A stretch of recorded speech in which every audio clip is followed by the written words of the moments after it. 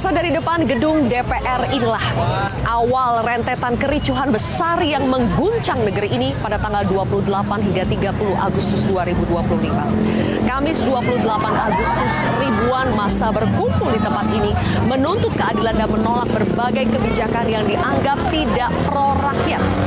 Aksi berlangsung hingga malam hari, lalu pecah menjadi bentrokan.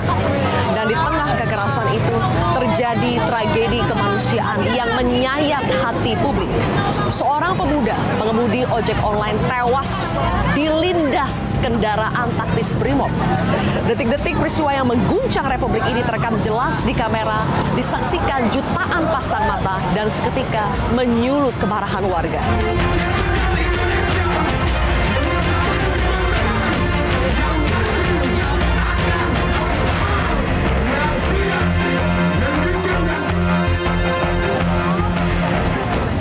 Berikutnya, Jumat 29 Agustus, api mulai menjalar ke berbagai kota.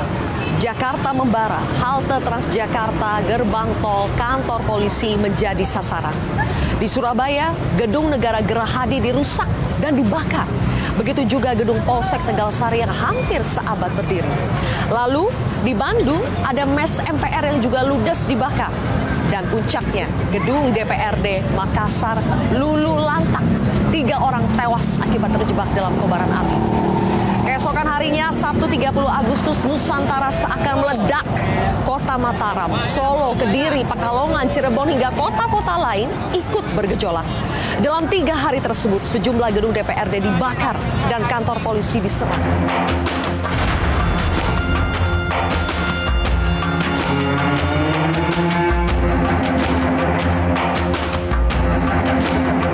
Pemirsa, tidak hanya api di jalanan Jakarta yang membuat suasana mencekam, tapi juga amarah yang menembus pagar rumah-rumah pejabat yang seharusnya dijaga rapat.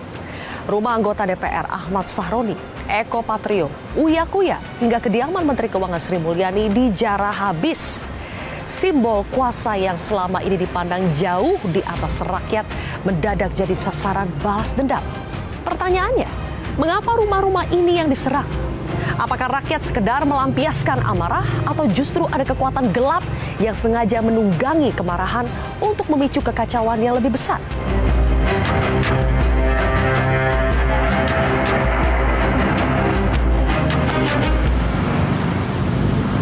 Di tengah gelora amarah tersebut, Presiden Prabowo Subianto menggelar rapat darurat. Pimpinan TNI Polri, Ketua Umum Partai, dan Ketua DPR MPR dipanggil ke istana. Minggu 31 Agustus, Presiden menyampaikan pidato penting. Negara menghormati dan terbuka terhadap aspirasi murni masyarakat. Mengapa Presiden menggunakan kata murni? Karena Presiden melihat ada gejala tindakan melawan hukum yang katanya mengarah pada makar dan terorisme. Tapi siapa yang dimaksud Presiden?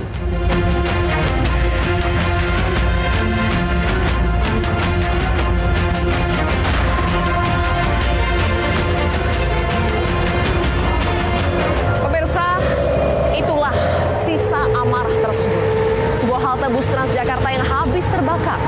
Besi hitam, puing arang seakan menunjukkan bahwa Jakarta sedang tidak baik-baik saja. Kerugiannya tidak terbayang. Di Jakarta saja, uang untuk memperbaiki semua kerusakan ini diperkirakan lebih dari 55 miliar rupiah. Secara nasional, Menteri Pekerjaan Umum Dodi Hanggodo menyebut total kerugian akibat aksi anarkis mendekati angka 900 miliar rupiah. Apakah pidato dan janji elit mampu benar-benar meredam gejolak atau ini hanya jeda singkat sebelum api kemarahan rakyat kembali menyala?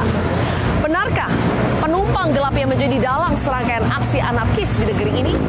Kami akan membahasnya di studio Metro TV.